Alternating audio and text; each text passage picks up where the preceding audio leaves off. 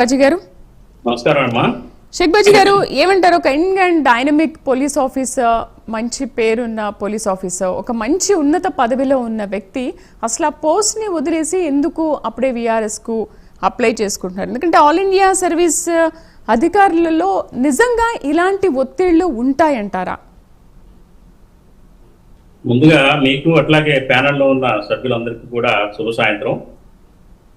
ఇప్పుడు లోకేష్ గారు ఏదో యాదృచ్ఛికంగా మరి ఓ రెడ్ బుక్ ఉంది, దీంట్లో రాసుకుంటున్నాను అవినీతి పరుల పేర్లు, అవమానించిన వాళ్ళ పేర్లు, అక్రమాలు చేసిన వాళ్ళ పేర్లు అన్న మాట ఇవాళ ఒక ట్రెండింగ్ గా మారిపోయిందండి. అది మరి ఆ రెడ్ బుక్ ప్రేరణతోటి తెలంగాణలో మరి కవిత గారు, బీఆర్ఎస్ నేత జాగృతి కవిత గారు, కేసీఆర్ గారు అమ్మాయి తనయ్య, ఆవిడ కూడా ఒక బుక్, పింక్ బుక్ అని, జగన్మోహన్ రెడ్డి గారు కూడా స్వయంగా ఒక గ్రీన్ బుక్ అని, ఇట్లా ఈ బుక్కుల యొక్క ట్రెండ్ సెట్టింగ్ చేశారు లోకేష్ గారు. మరి దీనికి ఏంటంటే ఈ ఏదైతే ఇవాళ మనకి నా సిద్ధార్థ కౌశల్ గారి విషయం తీసుకుంటే కనుక ఆయన ఒక నిజాయితీ కలిగిన ఆఫీసరు, అందులో అనుమానమే లేదు. ఆయన పనిచేస్తున్న టెన్యూర్లో ఆయన అనేక జిల్లాల్లో ఎస్పీగా పనిచేశారు. ప్రజా రక్షణ కోసం కానివ్వండి, లా అండ్ ఆర్డర్ మెయింటైన్లో కానివ్వండి చాలా మంచి పేరుంది ఆయనకి. అట్లాగే కర్నూలు ఫ్యాక్షనిస్ట్ ప్రాంతంలో ఆయన కర్నూలు ఎస్పీగా పనిచేసినప్పుడు కూడా ఆయన ఫ్యాక్షనిస్ట్ గ్రామంలోకి వెళ్ళి నిద్రపోయి ప్రజలకు ధైర్యం కల్పించారు. అటువంటి నిబద్ధత కలిగిన ఒక ఐపీఎస్ ఆఫీసర్ ఆయన, అందులో అనుమానమే లేదు.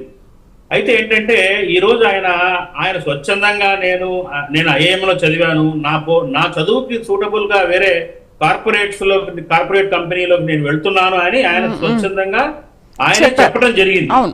సో ఇందాక రమేష్ గారు మాట్లాడుతూ ఐఏఎస్లు ఐపీఎస్లు బయటకు చెప్పరు, ఎప్పుడో ఒకసారి బయటకు వస్తాయి ఈ నిజాలన్నీ అని. బయటకు చెప్పని నిజాలు ఈయనకి ఎట్లా తెలిసినాయో మరి చెప్పాలి రమేష్ గారు. బయటకు చెప్పబడిన నిజాలు ఐఏఎస్ ఐపీఎస్లు వీళ్ళ హయాంలో ఏ రకంగా మరి జరిగిందో, ఏం చేశారో ఈయన గారికి ఎలా తెలిసింది?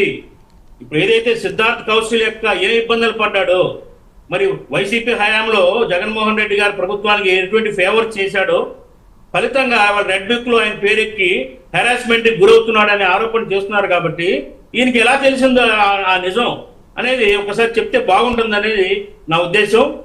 అసలు జగన్మోహన్ రెడ్డి గారి హయాంలోనే ఐపీఎస్లు మనం చూసాం. ఆ సినిమా యాక్టర్ జత్వానీ విషయంలో ఎంత భయంకరంగా ఆ పోలీసు వ్యవస్థని స్వార్థానికి వాడుకున్నారనేది మనం క్లియర్ కట్ గా చూసాం. అంతేకాదు సుబ్రహ్మణ్యం గారు సిఎస్, జగన్మోహన్ రెడ్డి గారి హయాంలో మరి సిఎస్ సుబ్రహ్మణ్యం గారు ఆయన కావాలని ఎయిర్పోర్ట్ జగన్మోహన్ గారు తెచ్చుకున్న తర్వాత వీళ్ళ హెరాస్మెంట్ తట్టుకోలేక పారిపోయాడు, ఆయన వదిలేసి రాజీనామా చేశాడు. దీనికి సమాధానం చెప్పాలా? రెండోది మరి ఏపీ వెంకటేశ్వరరావు గారు, ఆయన ఎంత పోరాటం చేశాడు, ఆయన ఏ రకంగా హెరాస్ చేశారు, ఇవాళ తిరిగి ఆయన సాధించాడు, గెలిచాడు ఆయన పోరాటంలో. ఇవన్నీ కూడా ఐఏఎస్ఎల్ని ఐపీఎస్ఎల్ని ఏ రకంగా వాడుకున్నారనేది మన చరిత్ర చెప్తుంది. అంతేకాదు ఇంకోటి చెప్తానండి.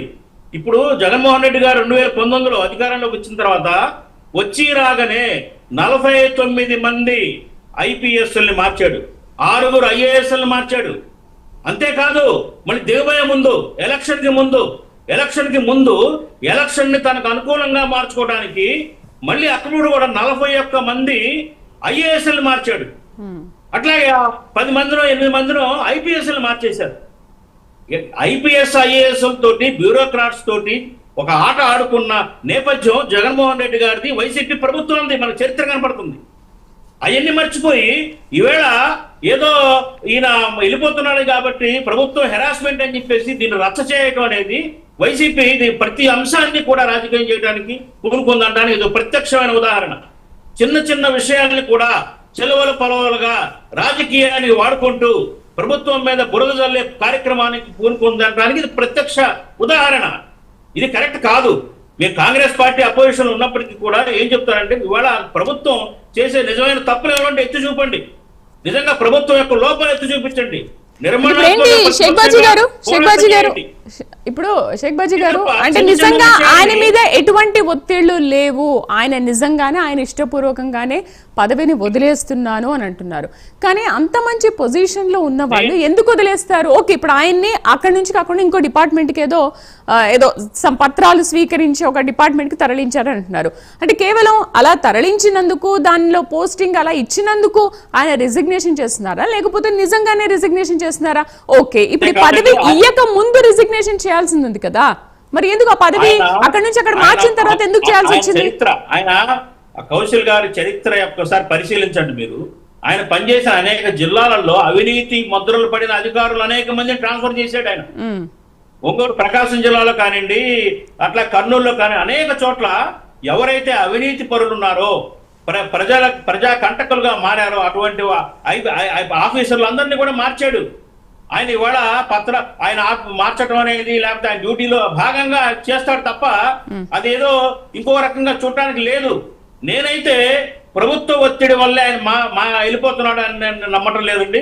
కారణం ఏంటంటే ఆయన స్వయంగా చెప్తున్నాడు, నాకు వేరే కార్పొరేట్ రంగంలో నేను స్థిరపడాలనుకుంటున్నాను, ఆంధ్రప్రదేశ్ అంటే నాకు ఇష్టము, ఇక్కడ ఆంధ్రప్రదేశ్కే నా సేవలు ఇస్తాను అందజేస్తాను అని స్వయంగా చెప్తా ఉన్నాడు.